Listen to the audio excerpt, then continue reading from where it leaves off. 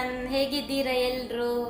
Sunday enjoy ಮಾಡಿದ್ದೀರಾ? ಏನೇನು ಮಾಡಿದ್ದೀರಿ ನನಗೆ ಕಮೆಂಟಲ್ಲಿ ತಿಳಿಸಿ. ನಿಮ್ಮ ಸಂಡೇ ಹೇಗಿತ್ತು ಅಂತ. ನಾನು ಬೆಳಿಗ್ಗೆ ವ್ಲಾಗ್ ಮುಗಿಸಿದ ನಂತರ ಮತ್ತೆ ವ್ಲಾಗ್ ಸ್ಟಾರ್ಟ್ ಮಾಡಲಿಕ್ಕೇ ಆಗಲಿಲ್ಲ. ತುಂಬ ಕೆಲಸ, ಬಿಸಿ. ನಂತರ ಮಧ್ಯಾಹ್ನ ಚಿಕನ್ ಕಬಾಬ್ ಮಾಡಿದ್ದೆ. ಅದೇ 1 kg ಚಿಕನಲ್ಲಿ ನಿನ್ನೆ ನೈಟ್ ಚಿಲ್ಲಿ ಮಾಡಿದ್ದೇವೆ. ಇವತ್ತು ಬೆಳಿಗ್ಗೆ ಬ್ರೇಕ್ಫಾಸ್ಟ್ ಮಾಡಿದ್ದೇನೆ. ಮಧ್ಯಾಹ್ನ ಊಟಕ್ಕೆ ಕಬಾಬ್ ಮಾಡಿದ್ದೆ. ಇನ್ನೂ ಸ್ವಲ್ಪ ಚಿಕನ್ ಉಂಟು. ಮೇ ಬಿ 1 kg ಅಲ್ಲ, 1.5 kg ತಂದಿದ್ದಾರೆ ಏನೋ ಗೊತ್ತಿಲ್ಲ. ನಾನು ಮತ್ತು ಆಯುಷ್ ಇಬ್ಬರೇ. ನನ್ನ ಗಂಡ ಬೆಳಿಗ್ಗೆ 7 ಹೋಗಿದ್ದಾರೆ. ಹಾಗೆ ಹೋದವರು ಬಂದದ್ದು 2:15 ಬಂದರು, ಫ್ರೆಶ್ ಅಪ್ ಆದರು, ಮತ್ತೊಮ್ಮೆ ಡ್ರೆಸ್ ಚೇಂಜ್ ಮಾಡಿದರು. 3 ಗಂಟೆಗೆ ಹೋಗಿ ಆಯಿತು ಮತ್ತೊಮ್ಮೆ. ಸೊ ನಾವಿಬ್ಬರೇ ಇದ್ದದ್ದು ಇವತ್ತು. ಹಾಗಾಗಿ 1 kg ಚಿಕನ್ ನಮಗೆ ಇಷ್ಟು ಬಂತು. ಇನ್ನೂ ಸ್ವಲ್ಪ ಇದೆ, ಅದನ್ನು ಏನು ಮಾಡೋದು ಅಂತ ನೋಡಬೇಕು. ಸೊ ಇವಾಗ ನನ್ನ ಲುಕ್ ನೋಡಿದರೆ ಹೊರಟದ್ದು ಅಂತ ನಿಮಗೆ ಗೊತ್ತಾಗಿರ್ಬೋದು. ಹೌದು, ನಾನು ನಿನ್ನೆ ಲೈವ್ ಬಂದಾಗ ಹೇಳಿದ್ದೆ, ನಮ್ಮ ಮನೆ ಹತ್ರ ಕೊರಗಜ್ಜನ ಕೋಲ ಆಗ್ತಾ ಉಂಟು. ಅಂದರೆ ತುಳುನಾಡ ದೈವಾರಾಧನೆ, ಇದೊಂದು ರಿಚುವಲ್ಸ್ ತುಳುನಾಡಲ್ಲಿ ಪ್ರಮುಖವಾಗಿ ತುಂಬ ವಿಶೇಷತೆ ಇದೆ. ಸೊ ನಾನು ನಿಮಗೂ ತೋರಿಸ್ತೇನೆ ಅಲ್ಲಿಯದು. ಬೇಗ ಹೋದರೆ ಸ್ವಲ್ಪ ಕವರ್ ಮಾಡ್ಬೋದು. ಹಾಗಾಗಿ ನನ್ನ ಗಂಡ ತುಂಬ ಕ್ಲೋಸು, ಅಲ್ಲಿ ಇವತ್ತು ಮಾಡುವವರಿಗೆ ತುಂಬ ಕ್ಲೋಸು.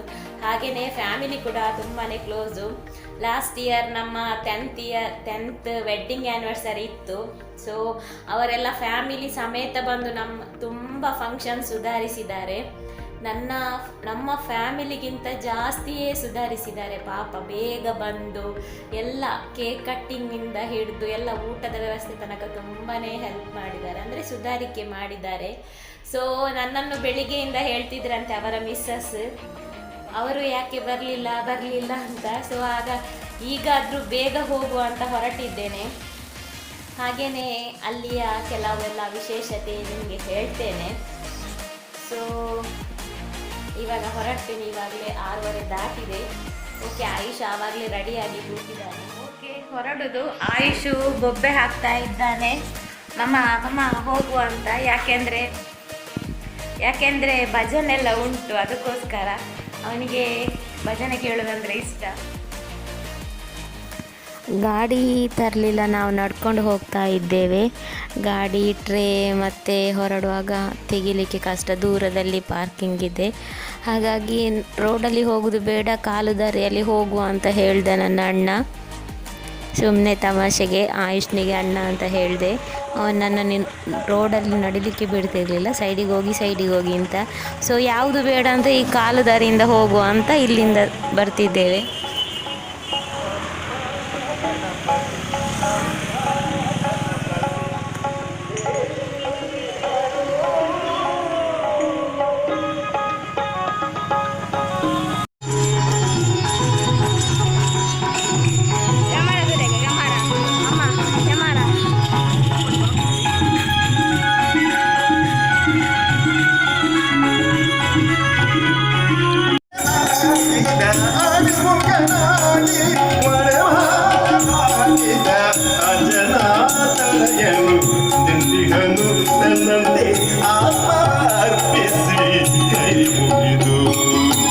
ಪಂಪಾ ಗಣಪತಿ ಪಂಪಾ ಚಲಪತಿ ಮುಂದೆ ನಿಂತಿಗನು, ಭಕ್ತರ ಭಾವಕ್ಕೆ ಶಕ್ತಿಯ ನೀಡಲು ಸ್ವಾಗತ ಬಯಸುವ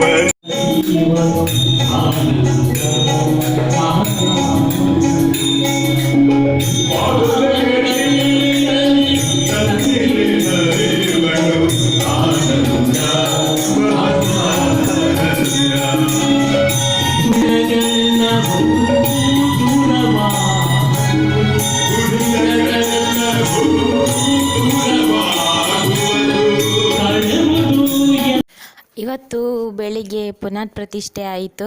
ಅಂದರೆ ಎಲ್ಲ ಗುಡಿಯೊಳಗೆಲ್ಲ ಆಲ್ಟರ್ನೇಟ್ ಮಾಡಿದ್ದಾರೆ. ಹಾಗೆಯೇ ಪ್ರಭಾವಳಿ ಎಲ್ಲ ದೊಡ್ಡದಾಗಿ ಮಾಡಿದ್ದಾರೆ. ಹಾಗೆಯೇ ಪೀಠ ಎಲ್ಲ ಲೋಹದಿಂದ ಮುಚ್ಚಿದ್ದಾರೆ. ಸೊ ಹಾಗಾಗಿ ಇವತ್ತು ಬೆಳಿಗ್ಗೆ ಪುನರ್ ಪ್ರತಿಷ್ಠೆ ಮಾಡಿದ್ದು. ಇನ್ನು ಇಲ್ಲಿ ಕೊರಗಜ್ಜನ ಆರಾಧನೆ ಶುರುವಾದದ್ದು ಯಾವಾಗ, ಹೇಗೆ, ಯಾಕೆ ಎಲ್ಲನೂ ನಮಗೆ ಗೊತ್ತು. ಅಂದರೆ ಇಲ್ಲಿ ಮಾಡಿದವರು, ಅಂದರೆ ಇಲ್ಲಿ ನಡ್ಸ್ಕೊಂಡು ಹೋಗುವವರು ಎಲ್ಲನೂ ಹೇಳಿದ್ದಾರೆ. ಆದರೆ ಅದನ್ನು ಸೋಷಿಯಲ್ ಮೀಡ್ಯಾದಲ್ಲಿ ಶೇರ್ ಮಾಡಲಿಕ್ಕೆ ನನಗೆ ಮನಸ್ಸಿಲ್ಲ. ಅಂದರೆ ಅವರ ಅನುಮತಿ ಇಲ್ಲದೆ ನಾನು ಶೇರ್ ಮಾಡೋದು ತಪ್ಪು ಕೂಡ. ಹಾಗಾಗಿ ಅದರ ಬಗ್ಗೆ ನಾನು ಏನು ಹೇಳೋದಿಲ್ಲ. ಇನ್ನು ಇಲ್ಲಿಯ ಪವಾಡಗಳ ಬಗ್ಗೆ ಅನುಭವವೇ ಆಧಾರ ಹೇಳಿದಾಗೆ, ಇಲ್ಲಿ ಬಂದ ಎಷ್ಟೋ ಭಕ್ತರು ಅವರ ಹರಕೆ ತೀರಿದೆ, ಹಾಗೆಯೇ ಅವರ ಕಷ್ಟ ಪರಿಹಾರವಾಗಿದೆ. ಅವರೇ ಎಷ್ಟೊಂದು ಇಲ್ಲಿಗೆ ಕೊಟ್ಟಿದ್ದಾರೆ. ಎಲ್ಲ ಕೊಟ್ಟದ್ದೇ ನೋಡುವಷ್ಟು ಇದೆ.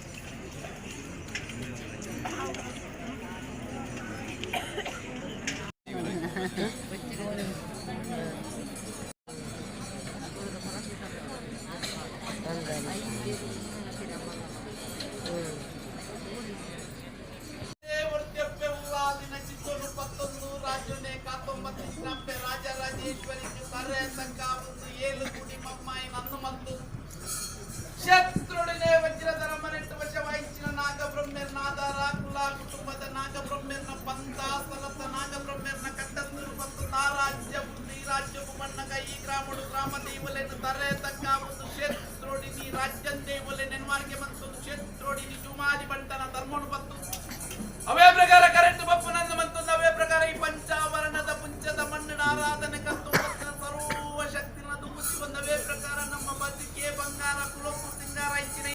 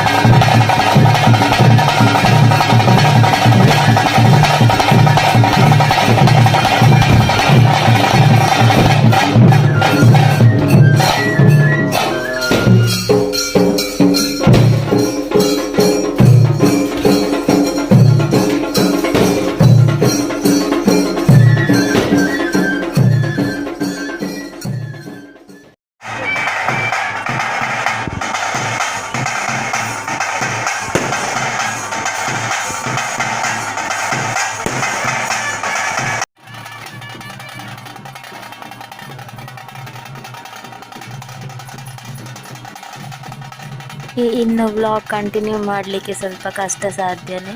ಹಾಗಾಗಿ ಸಿಗುವ ಎನದರ್ ವ್ಲಾಗಲ್ಲಿ. ಅಲ್ಲಿ ತನಕ ಕಾಯ್ತಾ ಇರಿ. Take care. ಬಾಯ್ ಬಾಯ್.